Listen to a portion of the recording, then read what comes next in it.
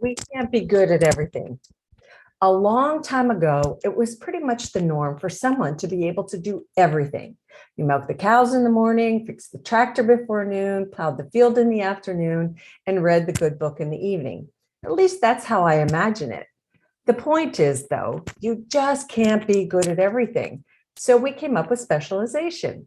That allowed us to optimize our efforts and do less of what we're not good at and more of what we are good at. The internet marketing world went through this progress arc in a fast paced mode in a decade or so.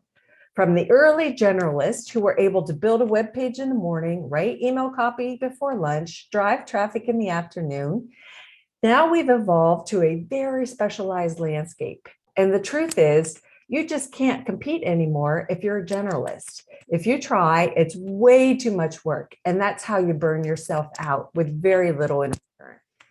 Nowhere was this more apparent than in the recent internet marketing record-breaking launch I was able to witness and participate in order to sell $57,914,510,000 worth of crypto education.